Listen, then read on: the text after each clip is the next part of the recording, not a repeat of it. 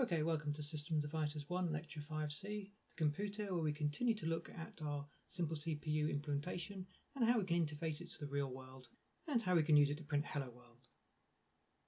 So we've finished designing the first version of the simple CPU and we can now use that to make a fully functioning computer. Our machine will have 12 basic instructions, so we've got some data move instructions, some arithmetic instructions, some logical instructions, and some flow control instructions, so some unconditional and conditional jump instructions. These use three addressing modes, so we've got immediate, absolute, and direct. So immediate is where the data is stored within the instruction. Absolute refers to instructions where the data is stored out in external memory at an absolute address, and direct refers to our flow control instructions where we jump to a direct memory location. The machine can process simple data types, so we've got simple 8-bit signed unsigned data representation, and our memory is 256 locations. So to get our computer to do something useful, we need to get it to interact with the real world. So whatever we implement has to be built out of these instructions. And from one point of view, that may seem quite limiting because we haven't got that many instructions to play with. But by using this basic instruction set, we can do some quite interesting things. Traditionally, the first program you write for any new computer is Hello World. Unfortunately, the FPGA boards we have don't have any screens, so that's a little bit limiting, but there are two alternatives open to us. So the first solution that we'll look at is to add a LCD display to our system, which we can print Hello World onto. The second is to connect our FPGA board to the PC via a serial cable, allowing it to send characters to a terminal program. So both of these programs need some interfacing. They need some general purpose input-output pins to allow the processor to control components in the real world. The two types of display were selected so we could have a look at parallel and serial I/O. The LCD display connects to the processor via a parallel port. This is very similar to the internal bus structure used in the processor, where we have multiple wires transferring binary values to the output device. Parallel ports do come in different flavours depending on the hardware you're using, so different ICs come with different levels of hardware support that the processor can use. We'll be using a software-defined parallel port, so we'll be in control of every single bit so that we can get a better idea how these operate. The downside of a parallel port is that they need quite a lot of hardware. You need lots of external pins to have that parallel bus. To save some hardware, we can move to a serial port. The great advantage of serial port when you're transmitting data is that you only need one wire. Downside is obviously that you can only transmit one bit at a time, so the 8-bit data word you want to transmit has to be transmitted a bit at a time. So we need a parallel to serial converter. Again, we could do that in hardware. Those devices are called UART, so Universal Asynchronous Receiver Transmitter Units, or a serial port. But again, we're going to implement all this functionality in software to see actually how it does work.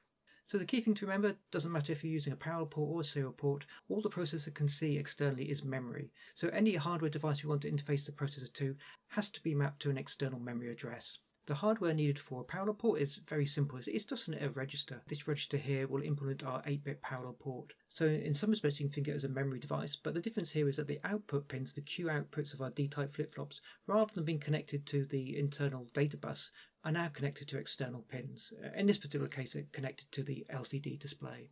To help visualize the addresses that the processor will be accessing, we tend to draw a memory map, and that's a graphical representation of the address space of the processor. So our machine can address 256 locations, 0 to 255.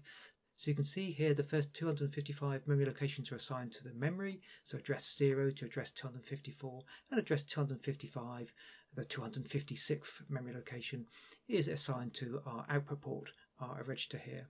So to write data to this output port, all we have to do is execute a store instruction. So if we store any information to address 255 or hexadecimal FF, we'll be writing that 8-bit value stored in the accumulator to these output pins. To ensure the data we're writing to this output port updates this register, we need some extra address decoding logic, and we'll look at that in some later slides. But the first thing we're going to consider is what data do we need to write to the LCD display to print Hello World. Well, the LCD display we're using encodes its characters using the ASCII encoding scheme. So ASCII stands for American Standard Code for Information Interchange, developed in around about the 1970s. And all it does is assign a numerical value to each character you want to display. So some of those are alphanumeric, so we've got numbers and characters, uppercase and lowercase. And we've also got some control characters to tell the display where and how to display those characters on the screen. So for example, if we send the LCD display the hexadecimal value 30, it will display the character 0. If we were to send the value 40, it would display the ampersand sign. Okay, now that we know what data we'll be using in our system, we'll have another look at that address decoding logic. So as we mentioned previously, when we write to address 255, we want to send the data from the accumulator to that general purpose register. So the data out bus from the processor is connected to the data in pins or the D inputs of our D-type flip-flops. Those flip-flops will update when the clock enable line of that register is set to a 1. So we want to set that control signal to a logical 1 when we're writing to address FF. So when all the address lines are a logical 1. So to detect that state, the address bus coming from the processor is passed to an 8-input AND gate. So when they're all 1s, address FF will be on the address bus, so this AND gate here will give a logical 1. And to ensure that we only update that register when we're doing a write, we take the write control signal, so the RAM write enable signal from the control bus, and it with that signal to generate our parallel port enable signal. So if you look at the timing waveform, you can see that in action. So you can see at this point in the waveform diagram, the address bus is all 1, so therefore the output from this first AND gate goes to a 1, so you can see it's a 1 for the same period of time. Then we have the RAM enable signal, it goes 1 here, so you can see the output from this AND gate here only goes to a logical 1 when having address is 1 and the write enable is a 1, and that will update the register. The value written to those registers will be whatever's on the data out bus, so in this particular case here, the value 8 will be stored in that register. Okay, a quick quiz to see if you understood that. Can the processor read the data that has been stored to the output port? You may want to stop the video now and have a think about that one. As it says there, be careful, it's a trick question. As always, the answers follow. So this is a bit of a trick question. The subtlety here is that the RAM isn't actually disabled when we write to the output port. So when we do the read, because the output port isn't connected to the data in bus of the processor, we'll actually be reading memory. But this is a useful feature because if you want to see what's stored on the output port, we can't actually read those pins. But because this data is mirrored in the memory, we can actually read this memory location and see what the previous value was that we wrote to the output port. So here we have a snippet of the waveform trace of the simple CPU processor writing hello world to the LCD module. The output port is displayed here, so these are the 8 bits the software can control, and each of these bits is connected to a certain pin on the LCD display. Bit 7 is the enable bit, informing the LCD display when data is valid on the data bus.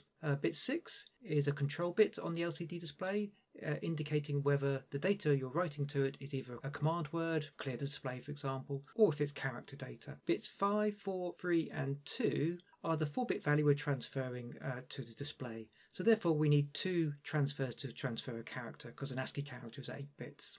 Bits 1 and 0 aren't actually used. So if you look at this waveform trace, you can see the ASCII character H is being transferred here. So ASCII H is hexadecimal 48. So you can see if you look here, bit 7 goes high, bit 6 is a 1 indicating it's a character data. Then bits 5, 4, 3 and 2 are set to the value 4, so 8, 4, 2, 1 going down. The enable signal then goes low, telling the LCD display that the data is no longer valued, allowing us to change it. We then change it to the value 8, so 8, 4, 2, 1, you can see there. So the 4-bit value is updated to the new character. It then goes high again, indicating the data is valid, allowing the LCD display to read in the final nibble. Internally, the LCD display will combine those 2 nibbles together to produce the 8-bit value 48, and that will display the character H on its display. The process is then repeated for each character on display to produce the hello world string displayed on this display. And if you go to the Simple CPU web page, you can see that in action. So you can see this running on the breadboarded version, and you'll see the display very, very slowly because we're only running at 5 Hz in this particular case, displayed on the LCD display there. To show this parallel port in action, I have a short video from last year's lecture. So you can see that in action. So if I just go to... So we're just about to see, there's the hello just appearing on the screen, but the more important bit here is this is the parallel port. So the enable bit, am I character data or control data? And then the 4 bits that represent the nibble and the lower 2 bits aren't used. So you can see here that this is the control bit and then the 4 data bits. These don't change when that is 1. So when it goes 1, it's passing that data to the receiving unit and displaying the character. So that pulse there tells the LCD display when it's illuminated, when it's a 1, character data is coming through. If we were to increase the clock speed from the 5 Hz we used on the breadboard version to the 10 MHz we use on the FPGA version, it takes around about 700 microseconds, but you are limited by the speed of the LCD module. You can only transfer data so fast. So let's go through the code now. So using those basic 12 instructions, how do we actually transfer all the ASCII characters we need to the display? Okay, here we have the code listing. So we've got our 8 bits, Q7 to Q0, coming from our output port. These are connected to pins 23 down to 16 on the LCD module, and these are the functions that they perform. So remember, the enable, the register select, and the 4 data bits. This is the program listing. So this is the address the instruction is stored at. This is the opcode, and this is the operand. Initially, we zero the output port, so we move 0 into the accumulator, and then write that value to address 255. Which is the address of the output port. The rest of the code uses pretty much the same functionalities, just cut and pasted in. So the first part of the program is command codes to the LCD module, setting up the various internal operations. To initialize the module, we have to send the command code 33 hexadecimal, so that would be that binary bit pattern. Remember, we send a nibble at a time, so we send the high nibble first and then the low nibble. So here we have that value broken down to the bits on the parallel port. So we've got the enable, register select, and the 4 data bits. Remember, we're not using data bits 0 or 1. So effectively that moves the 4-bit value we want to transfer 2 bit positions, or multiplying it by 4. So we want to transfer the value 3, but because it's shifted 2 bit positions to the left, it's effectively multiplied by 4. So 4 times 3 gives me 12. So that's the value I need to load into the accumulator. So I load the value 12 into the accumulator, and then I write that out to address 255 onto the output port. So obviously at this point here I want the register select bit to be a 0 to indicate I'm doing a command, and I want the enable bit to be 0 to allow time the power port to settle down to the final value. So the next instruction, I add 80 hexadecimal to the accumulator. So whatever's in the accumulator is just incremented by 80. So knowing that for a hexadecimal representation, each digit represents 4 bits. So you can see that adding 0 to the low nibble won't change it. Adding 80 to the high nibble will set the enable bit to a 1, telling the LCD module that data is valid. I then write that value to the output port, telling the LCD module to read that 4-bit value. To reset that enable bit, I subtract 80. So due to the add instruction, that bit has been set to 1. Subtract an 80 will obviously set it back to a 0.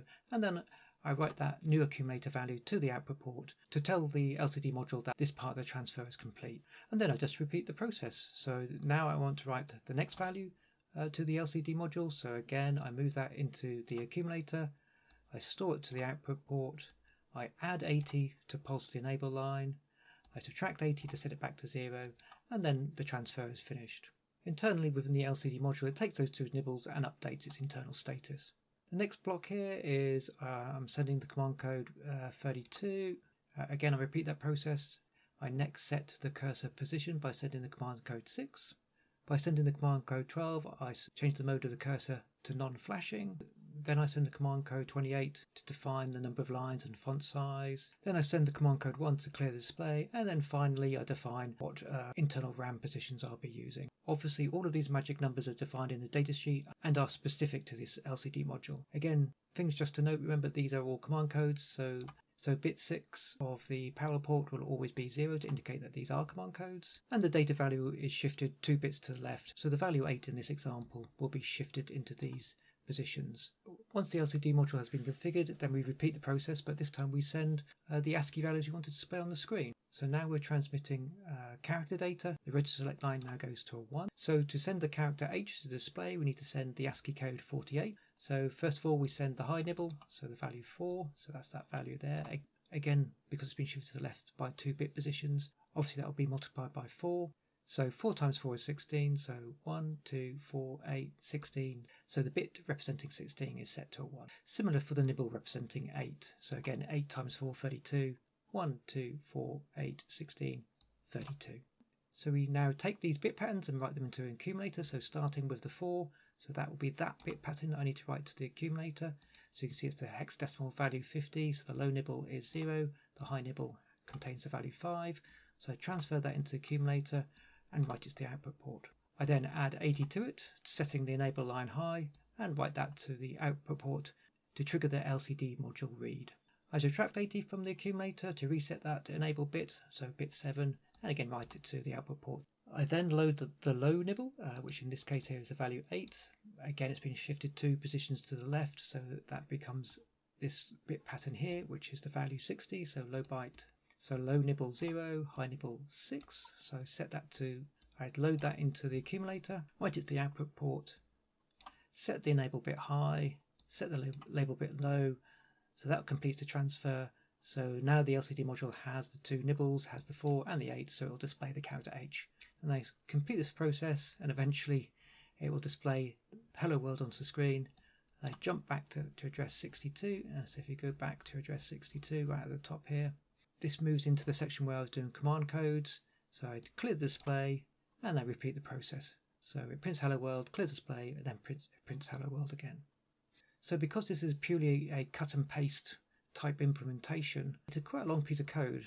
It takes 218 memory locations to perform this operation.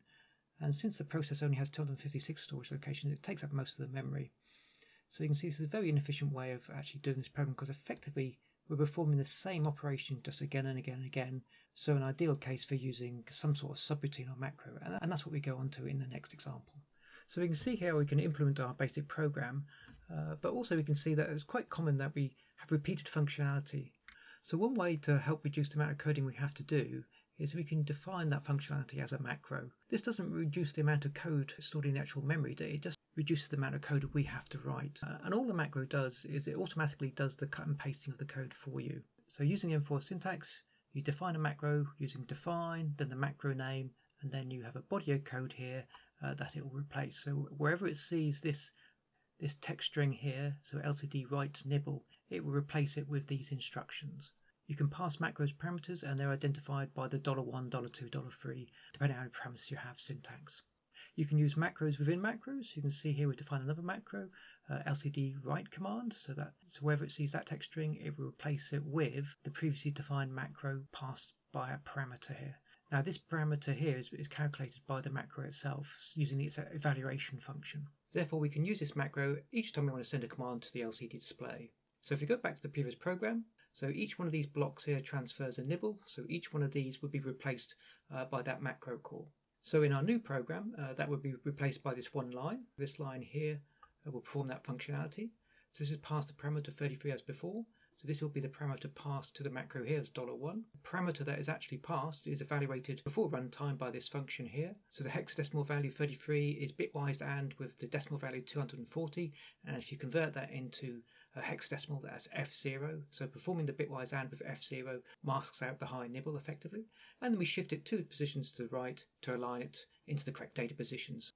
So that will perform the high nibble transfer, and then we repeat that for the low nibble. So again, perform this evaluation. $1 will be the hexadecimal value 33, bitwise ANDed with 15, obviously 15 hexadecimal will be 0F, so we're masking out the low nibble here, and shifting it to the left 2 positions now, again to align it into the correct position. So some key things to remember here: the evaluation functions performed before runtime, they're performed by the macro preprocessor itself, and effectively the macro regenerates the original program we had before, so we don't actually save any space in memory. It just simplifies the amount of code we have to write. An alternative to macros are function calls or subroutine calls, which do actually save memory space, and we'll be looking at those in the next example. Okay, so that was the parallel port. Now we'll be considering the serial port. So the serial port connector on the back of the PC is a standard DB9 connector, so we've got 9 pins here. Most of these are used for handshaking or flow control operations to detect if a device is ready or if it can send data. Because we'll be sending data at a relatively slow speed, 300 bits per second, we don't actually need those. So the only pins we actually need are the ground signal, so we've got a common point of reference for our voltages, and the transmit and receive pins, so pins 2 and 3 and 5.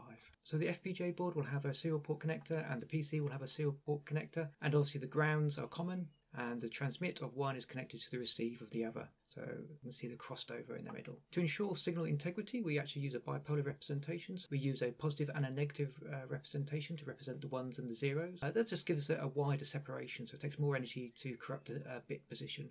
As you can see here, that the data from the FPGA board goes through an inverter driver. So when I'm driving logical 1 onto the serial line, that's inverted. So that'll be minus voltage, so -7 in this case here. And when I'm driving a logical 0, it'll be a positive voltage, +7 here. So we have a 14 volt separation between the 2 levels, giving us better noise immunity. Here we have an image from a scope showing the received signal, the data packet for the letter capital H. So because there's no synchronizing clock transmitted with the data packet, we need a start pulse to tell the receiving unit that data is arriving. So when the serial port is idle, the voltage on the receive pin will be high, a logical 1, and when we start transmitting, it'll go to a logical 0. So this start pulse here is used to synchronize the receiving unit with the transmitting unit, because it won't know when data is coming down that serial line. So the transition from a 1 to a 0 just lets the receiving unit know that data is on its way.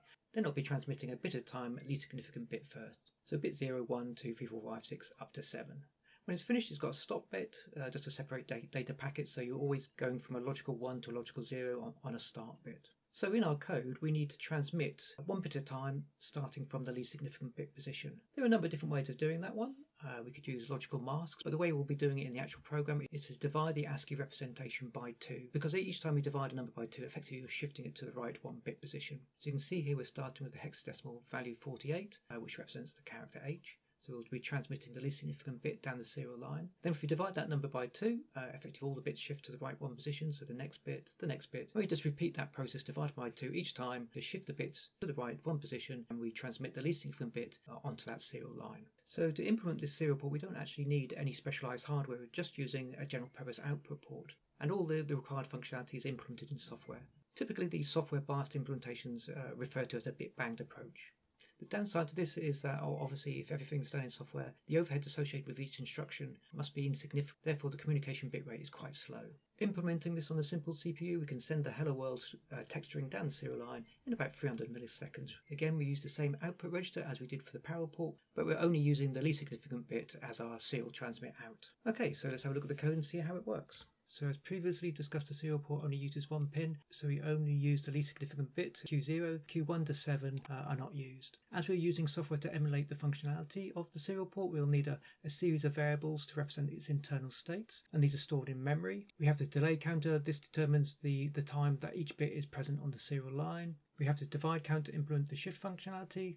We have the bit counter, so we know how many bits we've transmitted. We have the char counter, which points to the character you want to transmit next. We have the char buffer, which is the current character we are transmitting. And we have the hello world string stored in memory. Each of these is given a memory address, so here we have the hexadecimal value, and here we have its decimal equivalent. And again, the GPIO, the general purpose output port, is memory mapped to address 255. So the first thing we do is set the serial line to its default state, so that's a logical 1. We then add an offset to the char pointer such that it points to the start of the string in memory, so the hello world string starts at address 80. The data string is stored at the end of memory, so if you scroll down to the end of memory, you'll see here is our data string. To specify the ASCII character values, these are actually implemented using pseudo instructions. So we know the opcode for move is 0, so the bit pattern for move 48 will be 0 and the operand 48. So in memory you will store the binary value 48. So we never actually execute these move instructions, they're purely to load the required bit pattern for the hello world string into memory, and as you can see there, that's what they do.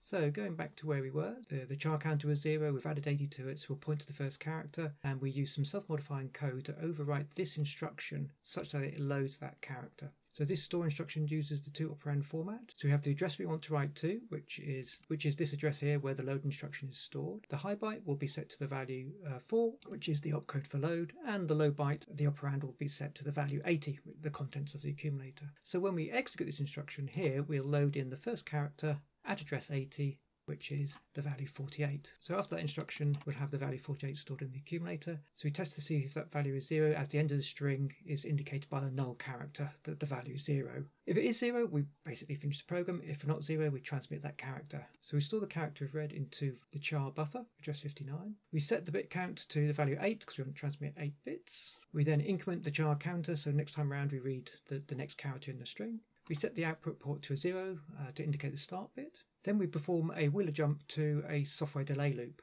So the wheeler jump, the first thing we need to do is load into the accumulator the address of the current instruction. And for this move instruction, that's address 17. And then we jump to the software delay. So this determines how long each bit is on the serial line, and obviously that determines the bit rate of the processor. For this particular implementation, it's running at 300 bits per second, so we want a delay of approximately 333 milliseconds. So we jump to address 60, add 2 to the accumulator, the address of the move instructions. If we go back here, it'd be this address here, address 17. So we add 2 to it, that'll be address 18, that'll be address 19.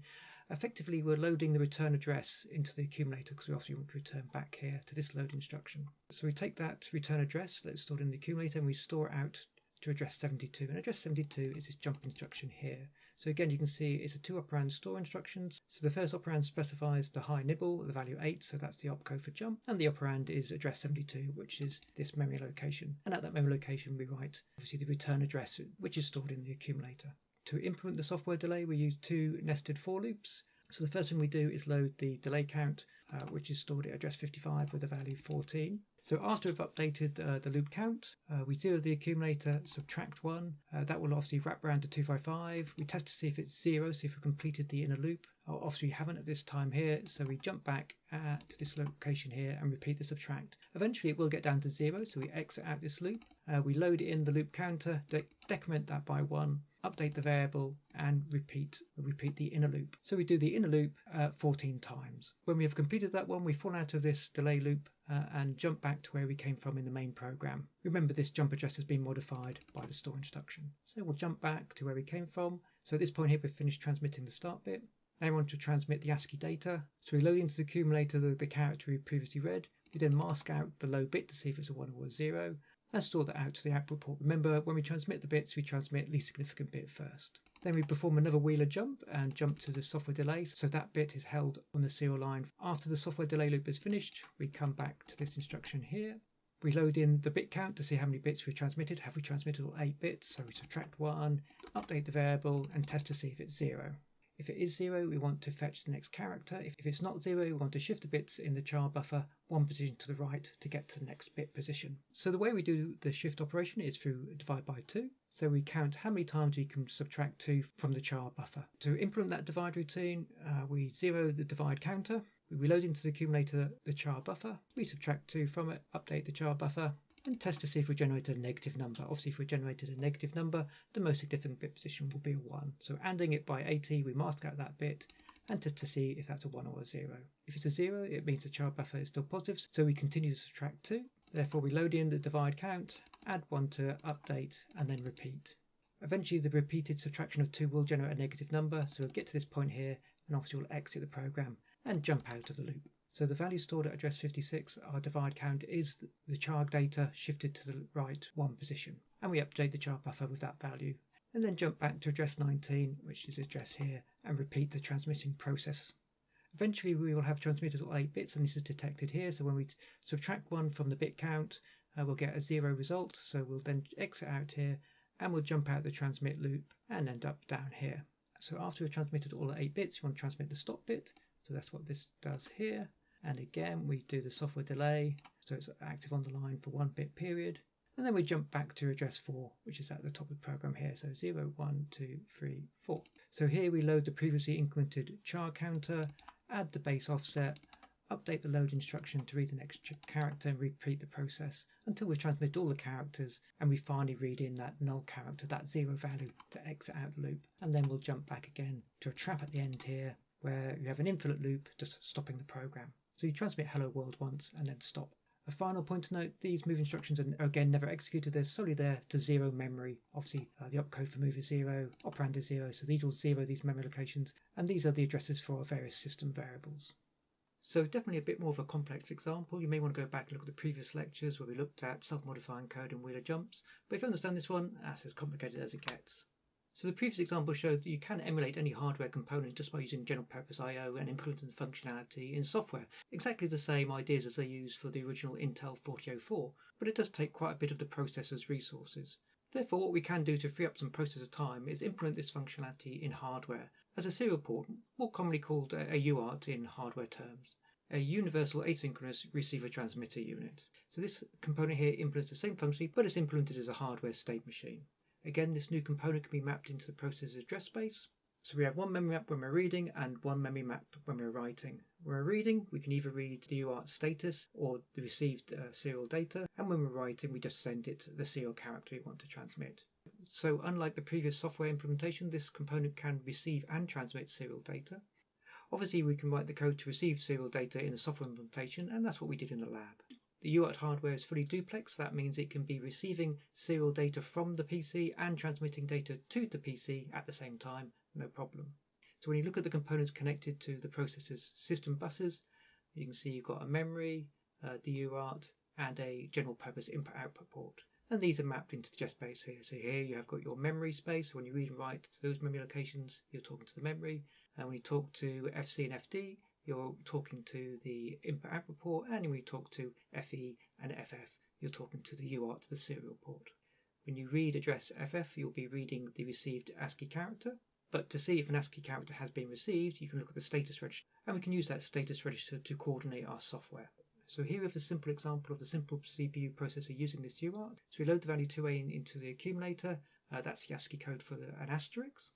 And then we write that to address FF, and address FF is our TX register. So as soon as the data is written to that register, the hardware within the UART will start to transmit that character down the serial line independent of the processor. Obviously, if you try and send another character to transmit before it's finished transmitting the present character, it'll corrupt the first one. So we have to test the status register to see if it's finished transmitting. So we load the contents of the status register, address FE into the accumulator, we AND it with 4, so 1, 2, 4, to mask out the TX idle bit.